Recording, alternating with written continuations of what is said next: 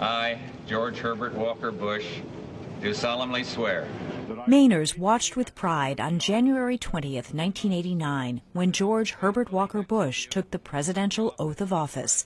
To most people, he will be remembered as our 41st Commander-in-Chief, but Mainers will remember him as someone who loved our state as much as anyone could. It means a lot because I'm 88. I've been here part of every year except one when I was overseas in the Navy for part of it, and so it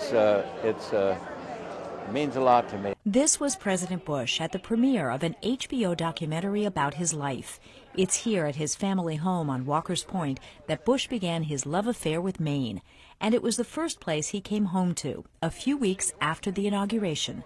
We caught up with him and the First Lady on a familiar stroll down Shore Road. You guys see the lobsters in there? No. I gotta get him to let him take a picture. Although the entourage was new, the friends were old, and the president even took the time to reference one of our former reporters, Dave Silverbrand. Oh, how's David? Give him my best.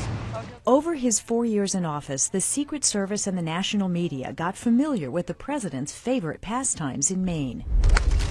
If he wasn't on the golf course, he was probably headed off fishing. Get out to the mackerel are running out to sea. They are. The president was always at home on the water and on board his powerboat Fidelity. And now I'm privileged to have a very fast boat, a very powerful boat. Everyone wants to go on it. It's a wonderful, wonderful outlet for me. But it wasn't all recreation at Walker's Point. During his presidential term, Bush used his summer home as a backdrop for world diplomacy. He talked about that with me in 2007 when Russian President Vladimir Putin was headed to Kennebunkport for a meeting with Bush's son, then President George W. Bush. As for the future, we've had a lot of experiences with world leaders that I think has been conducted in a very favorable environment. And so we did a lot of work here, but also everyone that came here, whether they agreed with us or not on an issue, felt could understand why I wanted to do what we did here. You can't talk about the former president without talking about the woman he married in 1945, Barbara Bush. Who can forget their radiance on Inauguration Night, or his pride as he toured the Children's Hospital named after her at Maine Medical Center?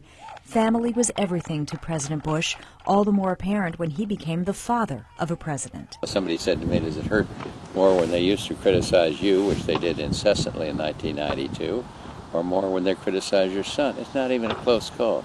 Much more when they criticize your son. George Herbert Walker Bush lived a large life, challenging and enjoying himself to the end. Whether jumping from airplanes at age 85 and then again from a helicopter at age 90, or soaking in the standing ovation at a Best of Broadway show for the Barbara Bush Children's Hospital.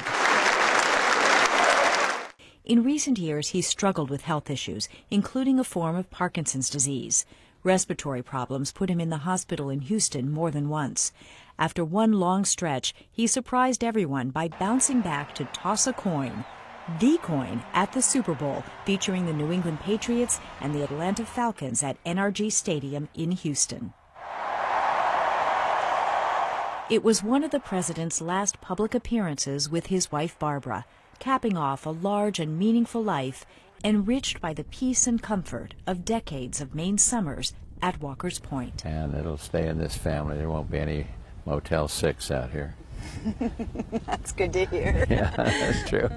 The country has lost a historic leader. Maine has lost a friend.